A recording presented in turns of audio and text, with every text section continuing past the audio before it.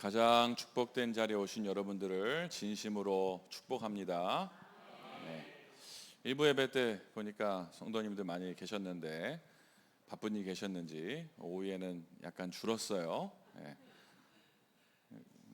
그분들은 무슨 급한 일이 있으셨겠죠. 그렇지만 이 자리에 남은 여러분들은 지구상에 가장 행복한 자리에 남아 계신 줄 믿습니다. 오늘 우리 렘넌트들과 가족들이 하나님께 찬송을 드렸는데 굉장히 우리 하나님 심쿵하셨을 것 같아요. 아멘입니까? 그렇게 사랑한다고 외쳐댔으니 사랑합니다 나의 예수님, 이 고백을 들으신 우리 하나님 심쿵 안 하시겠습니까? 오늘 하나님께서 큰 응답을 주실 믿습니다. 찬송을 듣는데요, 이런 생각이 드는 거예요. 저는 이제 연애를 한 6년 넘게 7년 연애를 하고 결혼을 했는데, 연애하기 전에 제가 제 아내한테 구애를 2년을 넘게 구애를 했어요. 제가 마음에 안 들었는지 안 받아주는 거예요. 어쨌든 2년 동안의 구애 끝에 사귀기로 했습니다. 근데 그날이 얼마나 이제 저한테는 행복하고 감동이 되는지 저희는 그날을 기념일로 잡습니다. 그러고 나서 이제 결혼하기 전에 또 한 7년 연애했으니까요, 결혼 기념일보다 저희 이제 오늘부터 첫날, 그날이 더 저한테는 중요한 날이 된 거예요. 안 그렇겠습니까? 근데 그게 이제 지난주였어요. 지난주에 제가 옛날 생각이 나서 제 아내한테 물어봤어요. 나랑 사귈래? 이렇게 이렇게 물어봤더니 생각 좀 해볼게 그러는 거예요 또. 그리고 어쨌든 하루가 지나고 다음날 카톡이 왔어요. 다음날 카톡이 저한테 뭐라고 왔냐면 심쿵하게 카톡이 왔어요. 오빠랑 사귀기로 했어, 이렇게 카톡이 딱 온 거예요. 얼마나 심쿵하든지. 자, 여러분, 사랑하는 사람에게 고백을 들어도 얼마나 기분이 좋고 그렇습니까? 하나님 우리를 너무 사랑하시는데, 우리를 죽기까지, 독생자를 내어주셔서 죽기까지 하실 정도로 우리를 사랑하시는데, 그렇게 사랑하는 자녀들이 사랑합니다 나의 예수님 고백을 하고 또 하나님께 경배하는, 예배하는 이 자리를 하나님은 심쿵 하시면서 우리 예배를 받으실 줄 믿습니다. 오늘도 큰 언약 붙잡고 큰 응답 받는 귀한 시간 되시기를 주 예수 그리스도로 축복합니다.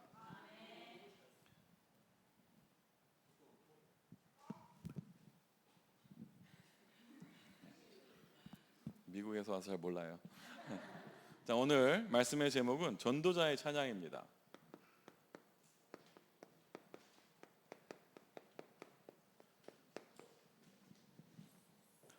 저는 음악을 전공했습니다. 그리고 지금 음악을 가르치고 있고 대학에서 학생들 음악을 가르치는 교수인데요, 교수 역할도 하고 있죠.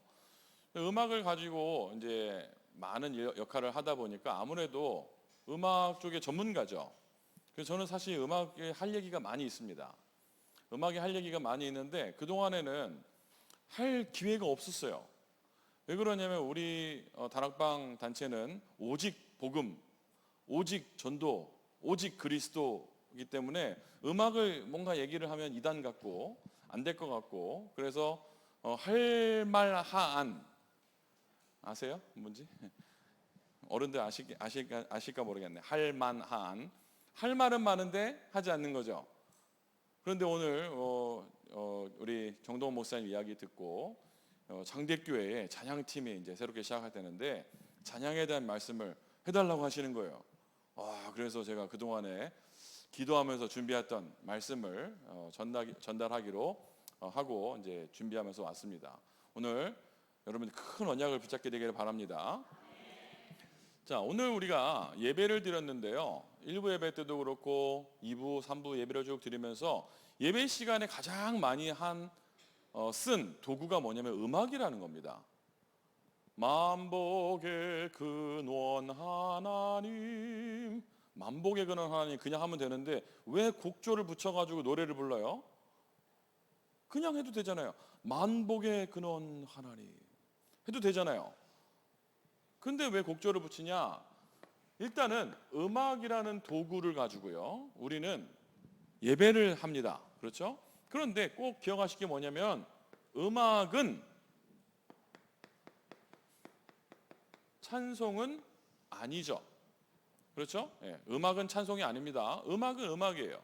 그래서 찬송이 아닌 음악도 많이 있죠. 요즘에 한국 와서 TV를 틀어보니까요, TV 프로그램이 제가 흐름을 보는 거죠. 저는 TV 프로그램을 앉아서 처음부터까지 본 적이 없습니다. 한국 와서. 그런 만한 시간도 없고 취미도 없고, 유튜브는 보지만 TV 프로그램 앉아서 이렇게 보지 않아요. 그런데 보니까 채널이요, 한 절반 정도는 트로트가 나오더라고요. 아, 한국의 흐름이 트로트구나. 트로트 음악이죠. 그렇지만 그거를 찬송으로 하기는 무리가 좀 있겠죠. 찬송으로 볼 수는 없는 거죠. 그래서 우리가 꼭 알 게 뭐냐, 음악을 가지고 우리가 찬송을 드리지만 음악 자체가 찬송은 아닙니다. 맞죠? 자, 그러면 찬양과 찬송도 우리가 약간 구분할 필요가 있어요. 찬양은 하나님께 경배를 드리는 모든 행위가 찬양입니다. 찬송은 그냥 우리가 꼭 찍어서 말하자면 노래로 하나님께 영광을 돌리는 걸로 정의를 한번 해봅시다. 그런데 이 찬양은요, 모든 우리가 예배드리는 모든 행위가 하나님께 찬양하는 거예요. 자, 만물이 하나님을 찬양합니다. 비가 내리잖아요. 아까 찬송하던데 주의 자비가 내린다면서. 바깥에 내린 비가 주의 자비잖아요.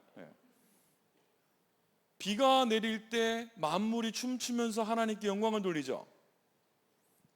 이해되십니까? 자, 하나님께 영광을 돌리다라는 단어는요, 히브리어로 무슨 뜻이 있냐면 자기 자리를 아르케라는 건데 자기 지위를 지키는 것이에요. 창조 원리대로 살아가는 것이 하나님께 영광을 돌리는 거예요. 해는 그 자리에서 빛을 발하는 것이 창조 원리대로 하나님께 영광을 돌리는 것이고요. 모든 만물은 하나님이 지으신 대로 살아가는 겁니다. 그 자리를 지키는 것이 찬양이에요. 자, 그래서 찬양을 하던 천사라는 얘기 들어봤죠? 찬양을 하던 천사, 하나님께 찬양을 드리던 천사, 맞는 말입니다. 왜요? 천사는 하나님께 찬양을 돌리는 천사예요. 자, 아까 말씀드렸습니다.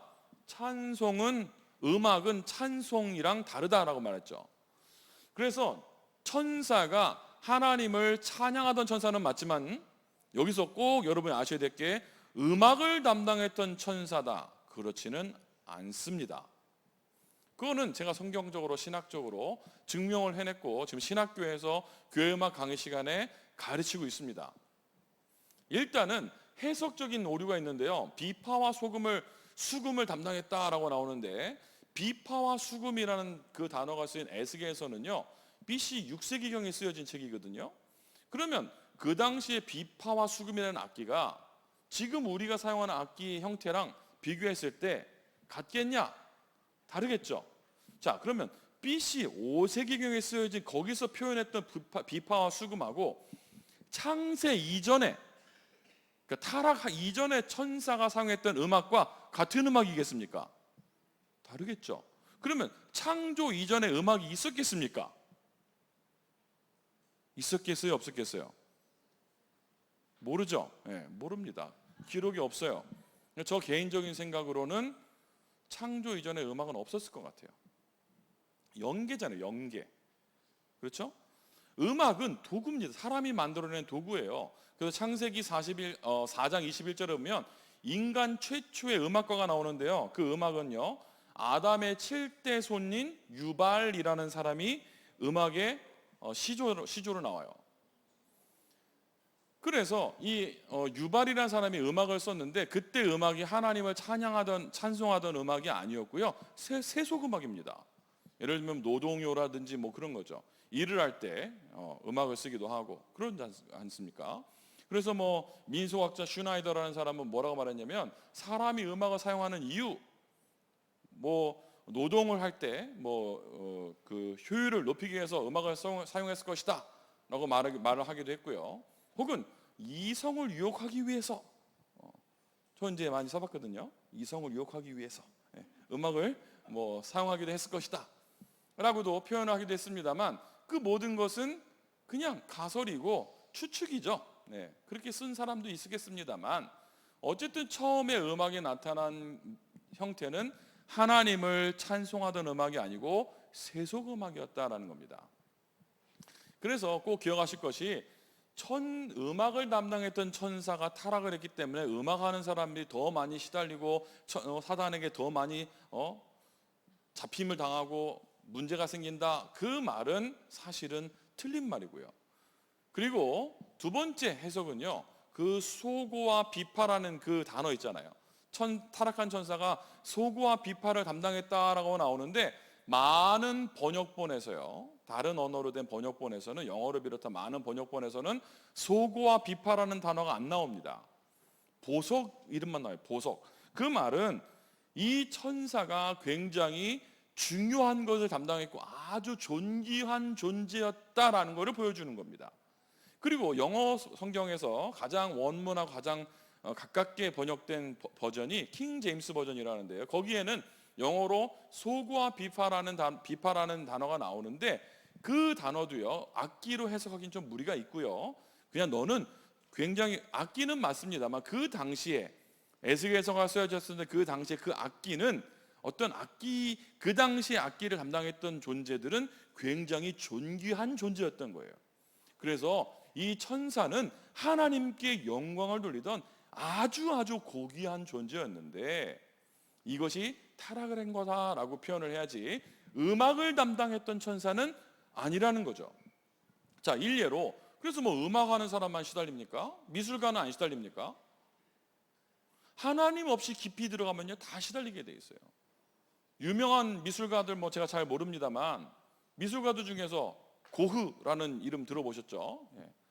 반 고흐라는 사람이 있는데요, 네덜란드 사람입니다. 네덜란드 가면 암스테르담에 반 고흐 미술관이 있어요. 뮤지엄이 거기 있는데요, 아주 굉장히 크게 해놓고요, 사람들 전 세계에서 올 정도로 작품들이 아주 대단합니다. 여러분 그림 보시면 아, 이게 고흐 그림이었어 라고 하는 것들이 분명히 있습니다. 우리가 왜냐하면 뭐 너무너무 많이 나오거든요. 그 유명한 미술가 고흐 정신병 걸렸잖아요. 자기 귀를 자기가 잘랐잖아요. 제정신입니까? 그래서 음악하는 사람만 시달린 게 아니라요, 하나님 없이 깊이 들어가면 다 시달리게 되는데 대신 음악에는 약간의 힘이 있습니다. 무슨 힘이 있냐? 음악은요 사람의 감정을 사용하죠. 그래서 음악을 가지고 우리 예배를 드리기 때문에 굉장히 하나님께 예배하는 데 있어서 좋은 도구는 맞습니다만 양날의 검과 같은 거예요. 잘 사용해야 되는 겁니다. 우리 찬양팀이 앞으로 예배를 하게 되는데요, 혹시나 처음에는 음악에 치중할 수도 있어요. 근데 이게 그래서 다윗이 뭐라 했냐면 익숙한 찬송을 해라 라고 말한 것이, 우리가 음악에 매여 있으면 하나님께 집중이 안 되잖아요.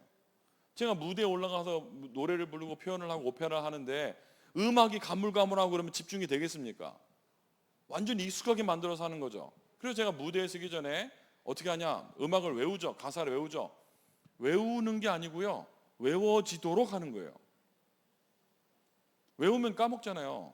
그리고 내가 외운 거죠. 외우기도 하지만 할 때 내가 다음 가사는 뭐지 이렇게 생각해서 하는 게 아니에요. 머슬 메모리라 그러죠.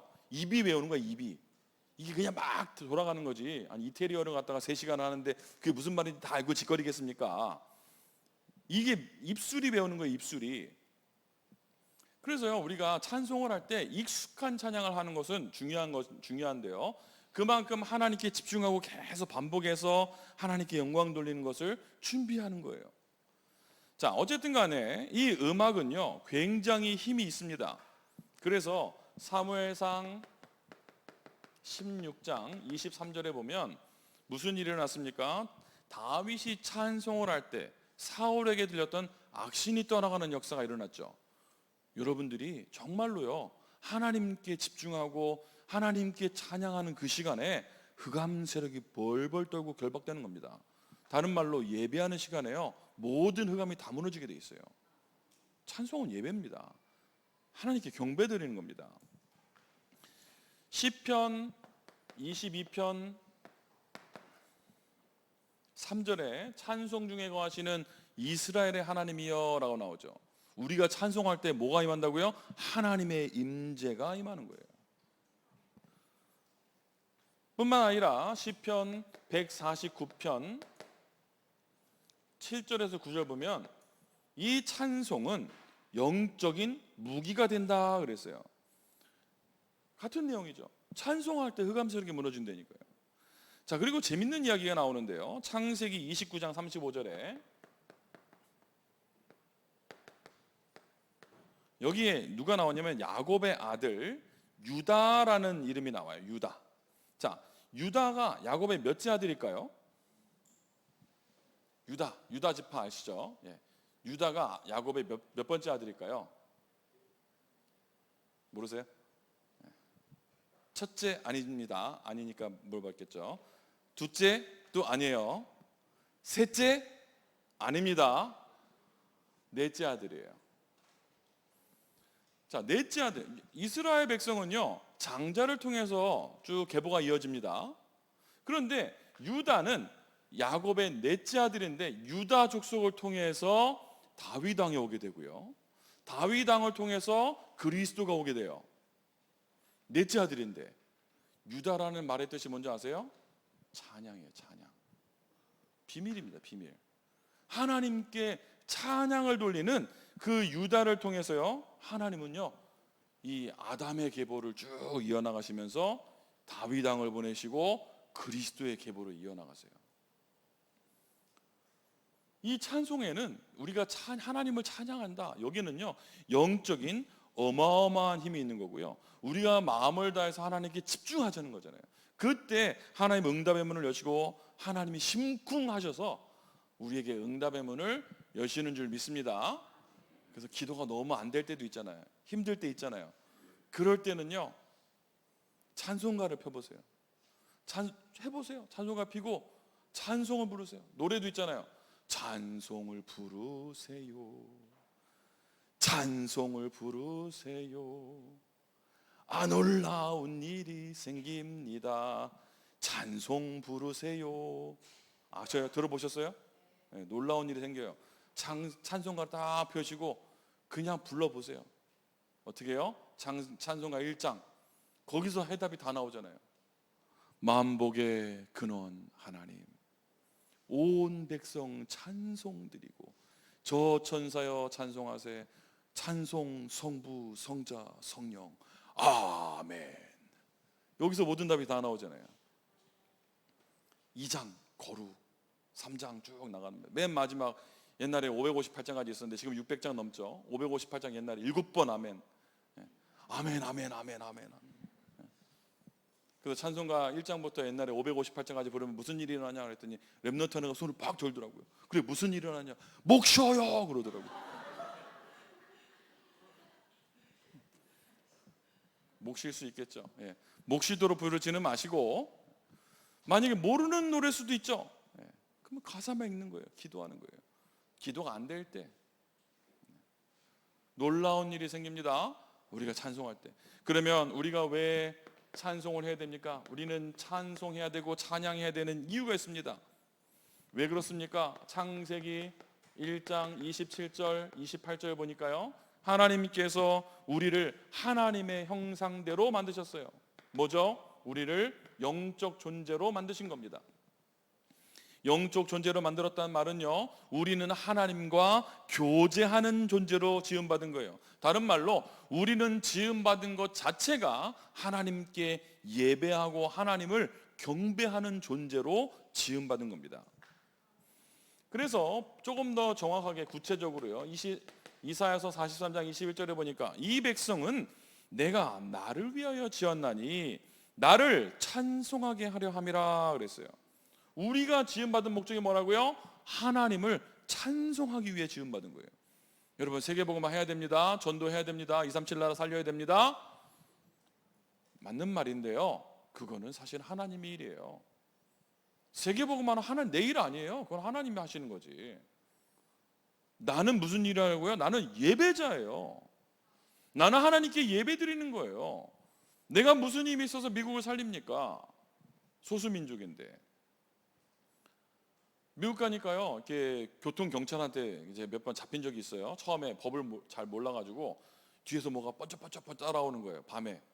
몰랐어. 계속 갔어요. 뭐 나 잘못한 거 없는 것 같은데 계속. 근데 갔더니 뒤에서 막 소리를 막 지르는 거예요. 차 세우라고. 그거 세웠더니 경찰이 화가 난 거예요.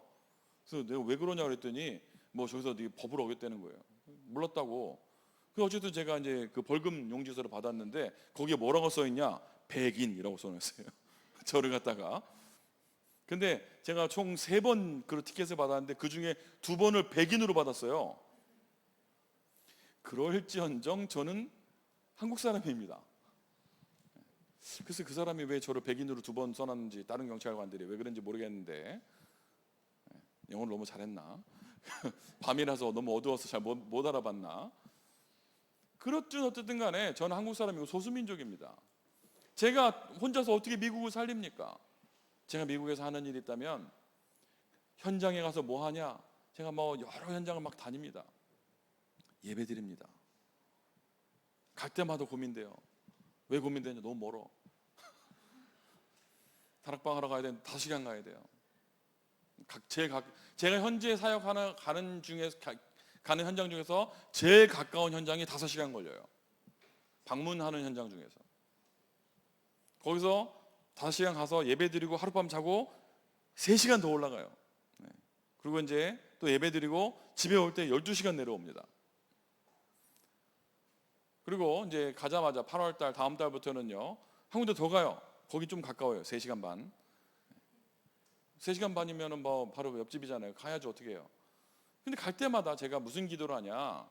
왜 가야 되지? 무슨 말을 해야 되지? 가서. 왜냐면요, 그들이 예배 다 드리잖아요. 메시지 다 듣잖아요. 근데 가서 제가 또 떠들어야 됩니까? 어쩌면 그들이 저를 부담스러워할 수도 있잖아요. 5시간 차 목사님 차 몰고 왔는데. 그럴 수도 있잖아요. 물론 그렇지는 않고 굉장히 뭐 사모하고 기다리고 있습니다만, 그 갈 때마다 제가 그 고민을 많이 하는 거예요. 그래서 처음에 가서 뭐라 그랬냐? 내가 여기 오면서 고민을 많이 했다. 내가 왜 와야 되지? 그리고 내가 무슨 말을 해줄까? 당신들도 여기서 메시지 다 듣고 하고 있지 않냐? 내가 무슨 메시지가 더 필요하겠냐? 우리 같이 하나님께 예배드리자. 그래서 같이 예배드립니다. 목사가 갔으니까 예배권이 있잖아요. 예배권. 평신도가 현장에서 혼자 예배할 수 있지만 그래도 목사 갔으니 같이 예배권, 축도하고 예배드려요. 그런데요, 하나님이 그 예배를 받으시고 그 현장에 문을 여시는 거예요. 교회가 세워집니다. 예배만 드렸는데 저는 한 달에 한 번밖에 못 가요. 왜냐? 한 달에 한 번 가도 저는 매주 가야 돼요. 이렇게 돌려다녀야 되니까. 그 제가 일주일에 한 달에 2번 이상 비행기 타고 다닙니다. 기도 중에 있어요. 비행기를 하나 사야 되나? 기도 중에 있어요. 빨리 드론 시대가 나와가지고 비행기를 하나 그래서 비행기를 시세 알아봤어요. 그랬더니 한 3억 정도면 사겠더라고요. 그래서 가면 비행기 면허를 먼저 따놔야 되나? 마침 또 우리 동네 공항에 또 하나 있어. 비행기를 사야 되나? 막 이런 생각이 들어요. 여러분, 제 고민이 이게 동감이 1도 안 되실 거예요. 5시간씩 6시간씩 막 10시간씩 운전하고 다니다 보면요, 하늘에 날아다니는 게 부럽다니까요. 그래서 미국의 지역마다 왜 공항이 있는지 알아냈어요.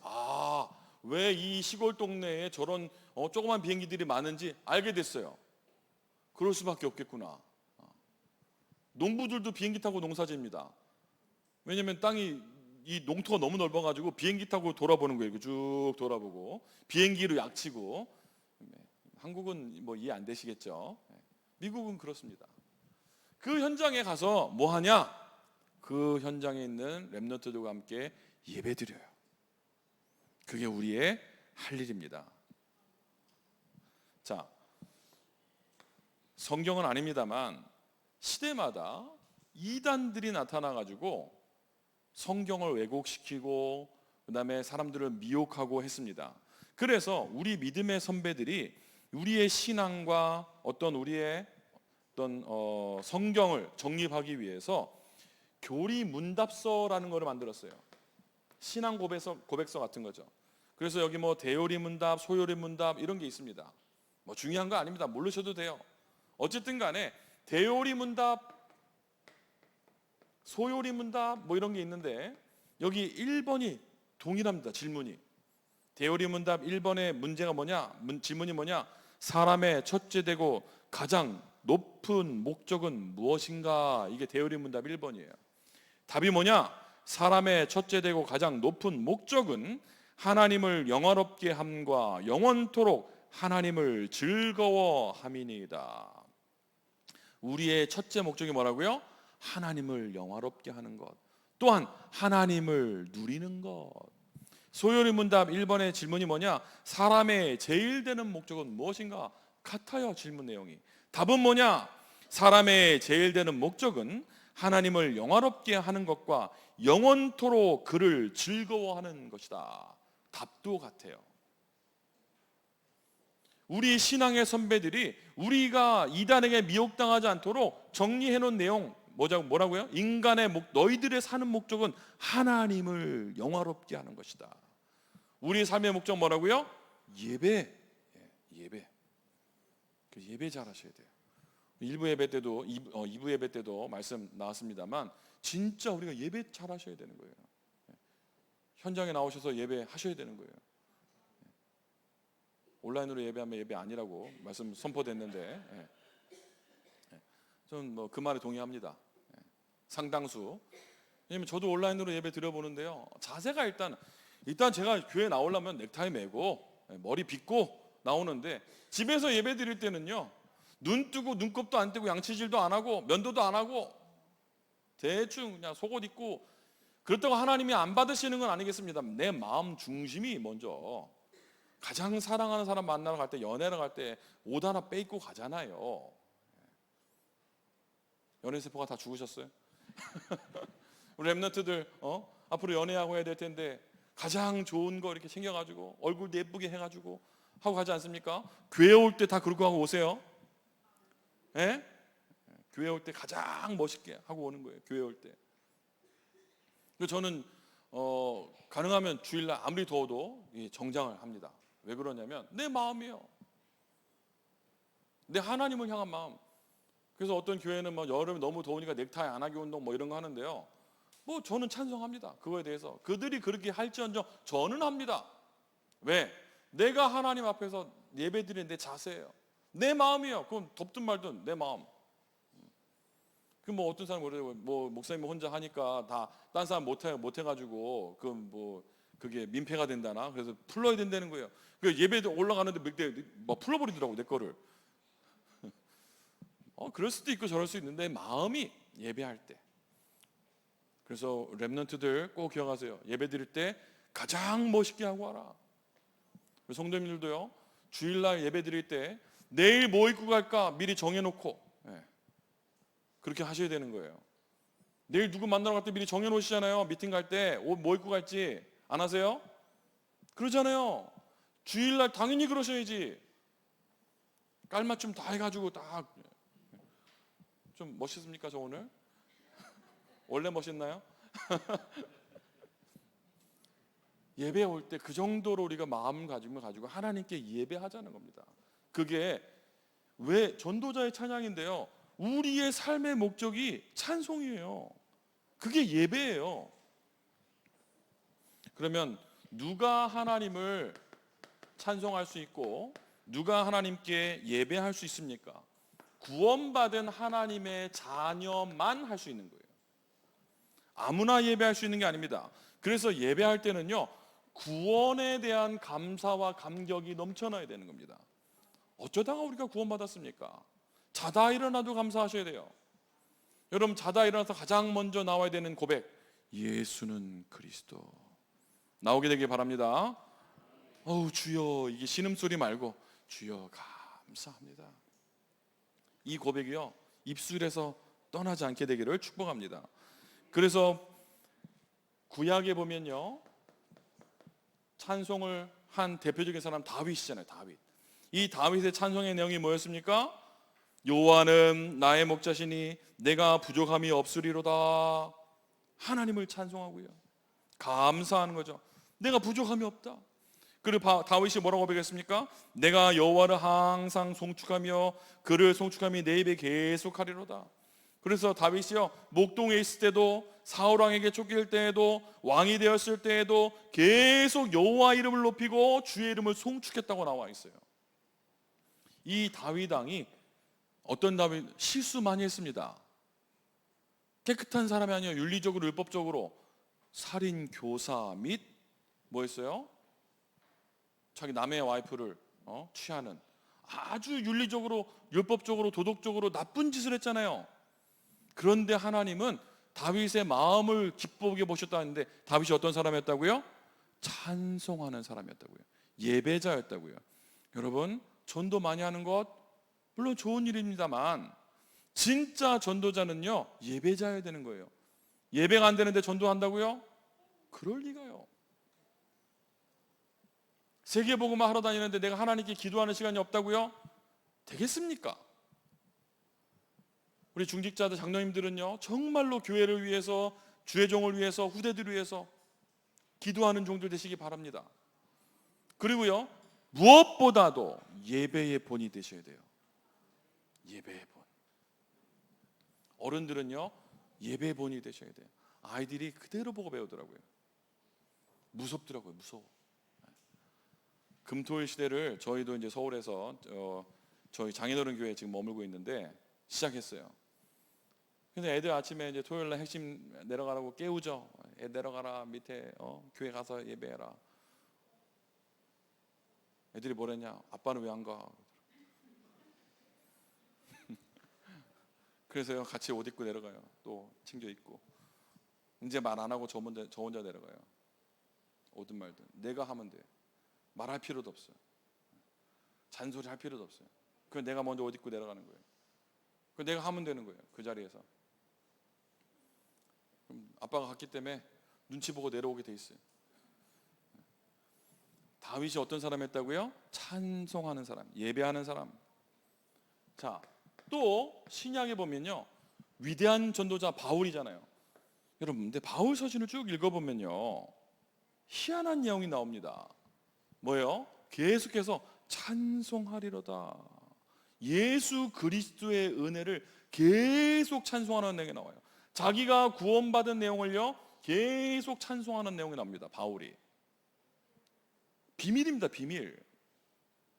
그래서 오늘요, 우리가 본문을 사도행전 16장에 바울과 실라가 빌립보 감옥에서 찬송한 내용을 봤거든요. 그런데 오늘 읽은 걸 보면요, 한밤중에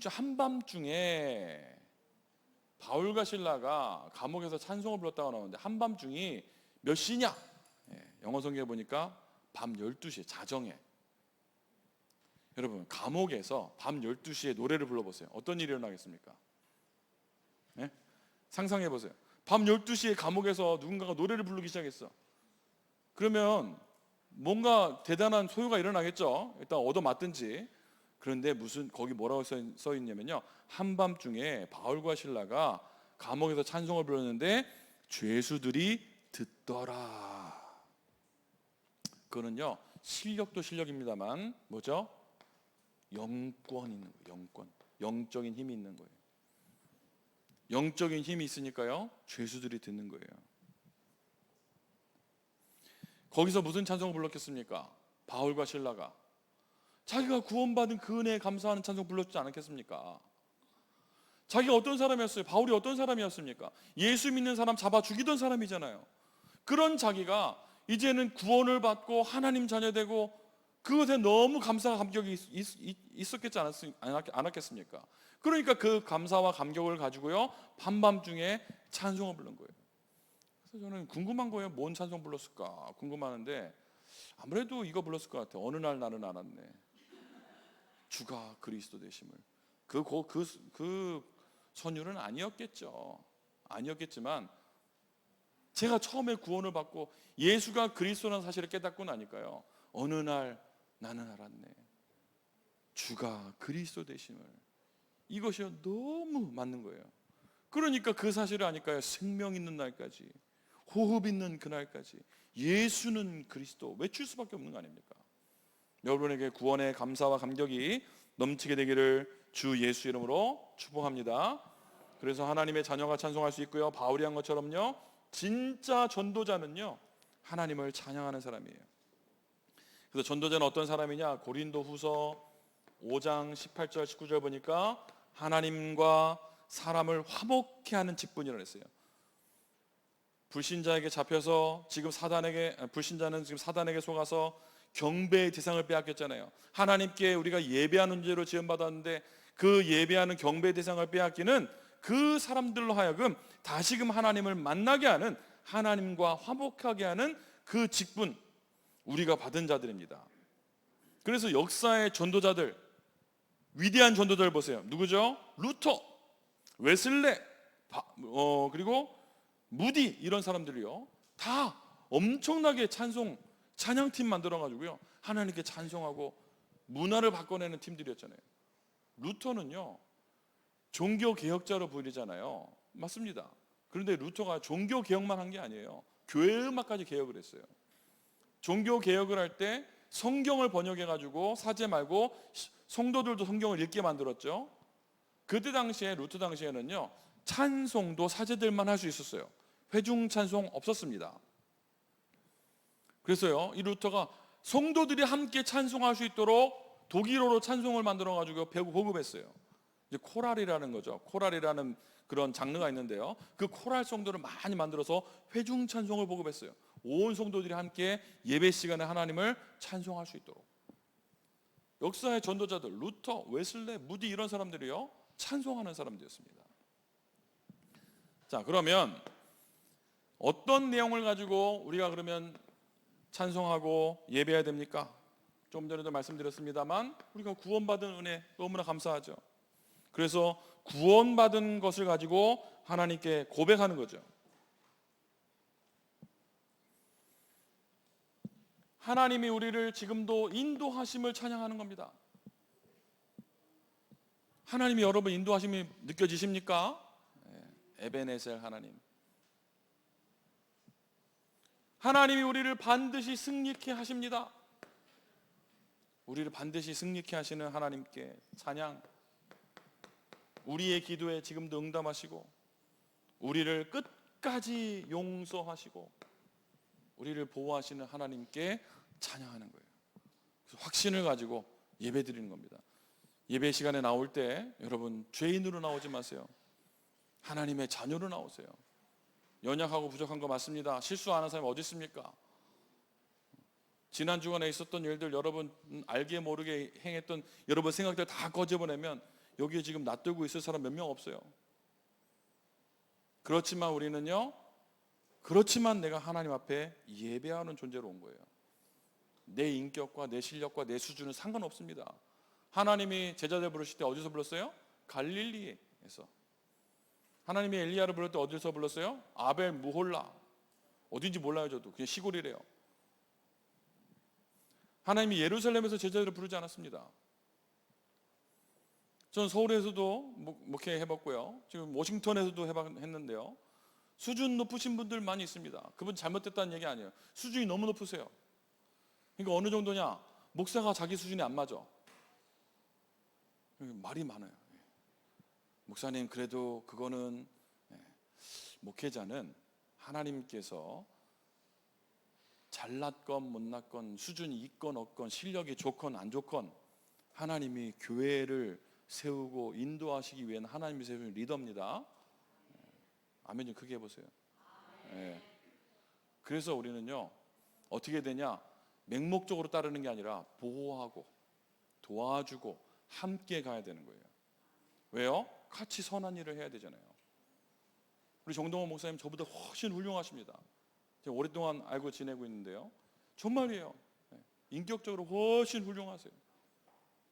그렇지만 실수하시겠죠. 그래서 여러분들이 중직자들이 보호자, 동역자, 식주인 역할 해주는 겁니다. 보호자, 동역자, 식주인 역할 어떤 거 하시겠습니까? 다 하세요. 뭐 나는 보호자가 될 거야, 나는 식주인이 될 거야, 나는 동역자 될 거야, 그딴 말 하지 마시고 다 하세요. 뭘 하나만 해. 다 해야지. 다 하면 되지. 왜요? 전도운동 같이 해야 되니까요. 우리 다락방 전도운동 하고 있습니다. 다락방 전도운동도 문제가 있을 수 있어요. 하지만 다락방 전도운동은요 세계 복음화 때문에 하나님이 세우신 단체라고 저는 인정합니다. 그래서 이 세계 복음화 때문에, 전도 때문에 함께 돕고 협력하고 도와주고 함께 기도하고 가는 거예요. 아멘입니까? 그래서 저는 시골이 좋아요. 순수하시더라고. 저도 사실은 어렸을 때 이 아산에서 자랐거든요. 물론 서울에 태어나긴 했는데 시골에서 자랐어요. 순수하게. 시골 분들이 훨씬 순수하고 좋아요. 고창은 시골도 아니잖아요. 대도시잖아요. 대도시. 고창. 여기서 여러분들이 정말로 하나님께 예배하면서 하나님이 주신 힘을 가지고 세계복음화가 되게 축복합니다. 자, 우리가 하나님을 찬양할 때, 예배할 때 오는 결과가 있습니다. 오늘 성경에 보니까요, 옥문이 열리는 기적이 일어났죠. 거기 뭐라고 나오면요, 옥토가 흔들렸다라고 나와요. 여러분들이 이곳에서 예배하는 순간에요, 땅이 흔들리는 역사가 일어납니다. 그리고요, 뭐라고 나와요? 묶인 것이 풀어졌다라고 나와요. 무엇이 여러분을 묶고 있습니까? 경제가 묶고 있습니까? 인간관계가 묶고 있습니까? 하나님께 예배하다가 다 해결되는 축복 임하게 되길 바랍니다. 예배하는데 다 풀리게 돼 있어요. 닫힌 문이 열렸다고 나옵니다. 하나님을 찬양하는 그 시간에 기적이 일어나요. 기적. 그런데 이 기적은요, 그렇게 중요한 기적은 아니에요. 그 이후에 더 큰 기적이 일어납니다. 뭐죠? 바로 전도문이 열리는 거예요. 사도행전 16장 31절, 주 예수를 믿으라. 그리하면 너와 내 집이 구원을 받으리라. 이 순간이 뭐냐면요, 빌립보의 교회가 완성되는 시간인 거예요. 빌립보라는 지역에서 바울이 처음에 누굴 만났습니까? 루디아를 만났죠. 루디아를 만난 다음에요, 또 가다가 귀신 들린 여종을 만나요. 그러다가 귀신 들린 여종을 고쳤는데 거기서 누명을 써가지고 감옥에 오게 되죠. 루디아 누굽니까? 그 지역의 사명자. 귀신 들린 여종은요, 그 지역의 갈급한 자. 그리고 여기 간수장은 누구죠? 그 지역의 충성된 자. 이 간수 혼자 구원받은 것이 아니라 그 집이 다 구원을 받았다고 나옵니다. 그러면 바울이 추록을 했을 때 옥에서 나와가지고 루디아와 귀신 들린 여종, 그 관계된 사람들, 그리고 이 간수장까지 연결을 해놨겠어요? 안 해놨겠어요? 연결을 했겠죠. 거기에요, 교회가 완성되는 순간이 뭐라고요? 바울과 실라가 찬송하는 시간이었다고요. 여러분, 우리가 예배하는 이 시간에, 찬송하는 시간에요, 이게 보통 일이 일어나는 게 아닙니다. 237 문이 열리는 시간이에요. 아멘. 우리 렘넌트들이 찬송하는 그 시간에요, 흑암 세력이 무너지는 시간이에요. 하나님이 영광을 받으시는 겁니다. 뭐 여러 가지 이야기는 많이 나옵니다. 뭐 금토일 시대 나오고요, 뭐 또 망대 이야기도 나오고요. 다 해야죠. 저도 딴 데 가면요, 망대 이야기하고 237 얘기하고, 그 다음에 금토일 시대 얘기합니다. 딴 데 가면 흐름이 그러니까. 근데 아무리 생각해봐도 내 안에 망대를 세워라, 이게 뭐냐? 현장에 망대를 세워, 교회 망대를 세워라, 뭐냐? 내 안에 예배할 수 있는 시스템 만드는 거예요. 내가 예배가 안 된다, 내가 기도가 안 된다, 하나님께 집중이 안 된다, 되도록 만드는 거예요. 금토일 시대를 왜 만들어요? 예배가 안 되니까, 무너져 있으니까 생각 바꾸기. 그래서 금토일 시대를 만들어 렘넌트들의 생각을 바꿔주는 거예요. 뭐 하도록? 예배가 되도록. 신명기 보면 아이들에게 부지런히 가르치라고 나오잖아요. 부지런히 가르치기 전에 먼저 너는 이 말씀을 네 마음에 새기고 라고 나와요. 우리에게 먼저 새기고, 그 다음에 아이들에게 어떻게 가르쳐요?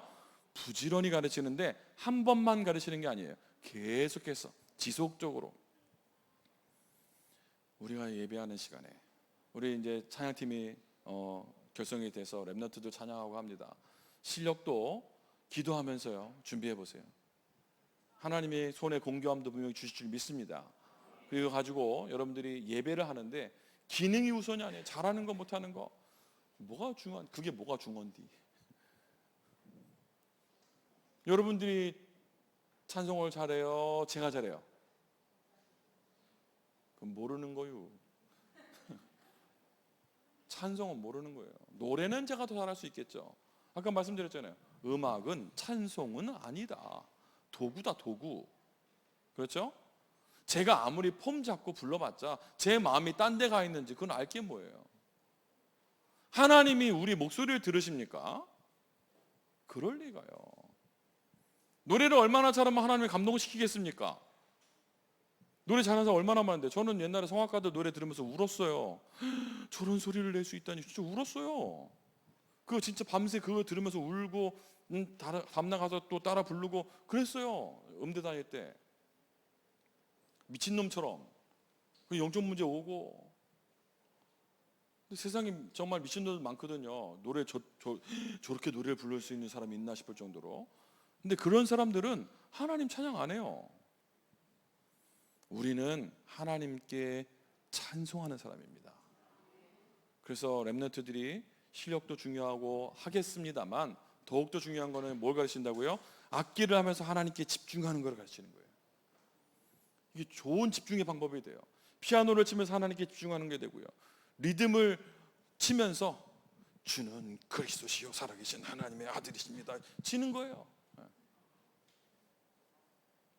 그 루틴을 만드는 거예요. 루틴을. 운동을 하는데 이게 그냥 들면 숫자 세잖아요. 하나, 둘, 셋, 넷, 다섯 이렇게 숫자 세잖아요. 저는 그렇게 안 해요. 주는 그리스도시요 살아계신 하나님의 아들이시니다. 이게 한 세트가 5번이에요. 딱. 그래서 저는요 이 5개 13번 고백합니다. 주는 그리스도시요 살아계신 하나님의 아들이시니다 3번 고백하면 15개 한 세트예요. 그게 제 운동 루틴이에요. 뭐 하려고 숫자를 내가 왜 세고 있는데, 하나 이거 왜 세고 있는데, 집중하는 겁니다. 예수님은 나의 그리스도 되시며 살아계신 하나님의 아들이십니다. 이렇게 스쿼드 하면서요. 네. 주는 그리스도시여 하는 거예요. 왜요? 모든 시간에 하나님께 집중하는 겁니다. 루틴을 만드시라고. 루틴을. 내가 하나님께 집중하는 시간, 운동에 집중하는 시간 말고, 악기에 집중하는 시간 말고 하나님께 집중하는 시간. 그래서 금토일 시대를 만들어서요 우리 아이들의 생각 바꾸기. 또 찬양팀이요 실력이 아니라 기능이 아니라 하나님께 영광 돌리는 그 마음과 중심. 아이들 어린이집에서 발표하는 거 보세요. 엄마들 가서 뭐 걔네들 앞에서 울고 있고 막 딴짓하고 있고 막 딴 노래 부르고 있고 하는데 엄마는 울고 있는 걔만 쳐다보잖아. 잘 못하는데. 우리 하나님 마음이 그래요. 예배하러 왔습니다. 그럴 때 우리가 늘 고백, 사랑합니다. 하나님 사랑합니다. 고맙습니다. 나 같은 죄인을 구원하심을 감사합니다. 찬송하다가 예배하다가 여러분들 개인이 응답을 받고 그 받은 응답 가지고 237 나라 5천 종족 살리는 일에 쓰임받게 되기를 축복합니다. 맞춰야 되는데 한마디는 하고 맞춰야 될 것 같아요. 선교사니까요. 제가 이제 미국 선교사다 보니까 선교를 한국에서 이제 단기 선교나 이런 거 많이 가시잖아요. 선교팀들이 많이 가신단 말이에요. 보니까 이제 요 동남아 쪽으로 많이 가시더라고요. 뭐 이해는 됩니다. 가셔야죠. 우상국 가고 힘드니까. 이제 미국은 왜 안 오냐 그랬더니 제일 첫 번째 하시는 이야기가 뭐 이 목사 있으니까 안 가야. 그러면 내가 이해가 됐었는데 너무 비싸 그러더라고.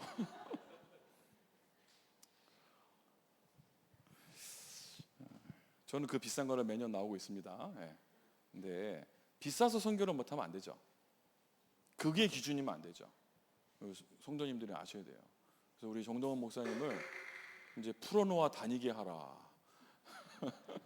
세계 나라 살려야 되잖아요. 부탁드리는 겁니다. 풀어놓아 다니게 하라. 담임 목사가 본 만큼 말하게 돼 있어요.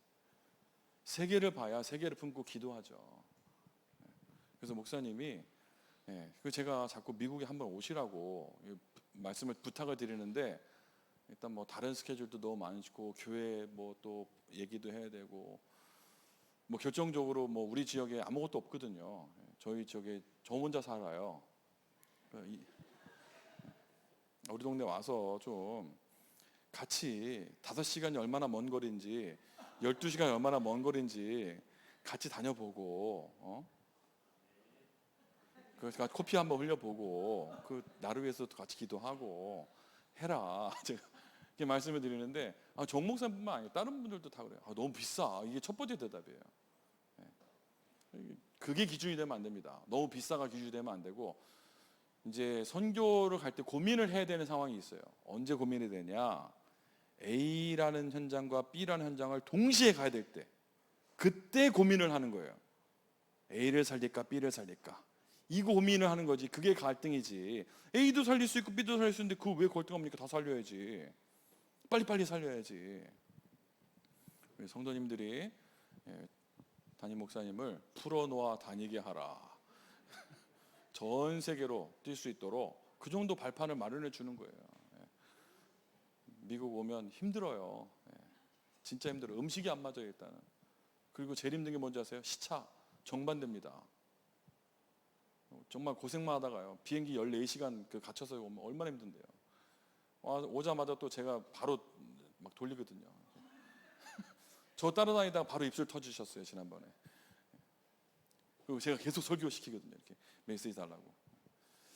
근데 제가 또 지역을 또 옮겼습니다. 근데 제가 옮긴 지역에는 한 번도 안 오셨었고, 이제 그런데 또 오셔야죠. 오셔가지고 뭐 보셔야죠. 한국 8배 정도 되는 땅인데, 한국 8배가 어느 정도 큰지 와셔서 보시고. 그래서 우리 창대교회가 보니까 동남아 10개 나라 놓고 기도하시던데 237 나라 놓고 기도하시게 되기 바랍니다. 아멘입니까? 네. 기도하겠습니다. 하나님 감사합니다. 전도자의 찬양이 회복되게 하시고, 우리가 하나님께 예배하는 존재로 하나님께 집중하고 하나님 주신 힘 가지고 세계 237 나라 살릴 수 있도록 우리를 축복하옵소서. 특별히 우리 창대교회의 렘넌트들을 마음껏 축복하시고, 또 하나님을 찬양하기 위해서 또 중요한 팀을 만들었습니다. 이 목적이 온전히 하나님께 영광 돌리기 위해서 만든 팀인 줄 믿습니다. 온전히 하나님께 집중되어지고 하나님이 주신 힘을 최고로 얻는 축복된 찬양팀이 되게 하여 주옵소서. 하나님께만 영광 돌리고 하나님께만 찬양 드리는 축복된 팀이 되게 하옵소서. 온 교회가 하나님께 예배하는 것을 즐거워하고 하나님 주신 힘을 최고로 얻어서 237 나라 5천 종족 살릴 수 있도록 은혜를 베풀어 주옵소서. 동남아 10개 나라뿐만 아니라 미국과 중남미 세계 237 나라 살릴 수 있도록 하나님이 창대하게 하옵소서. 우리 구주 예수 그리스도 이름으로 기도드렸사옵나이다. 아멘.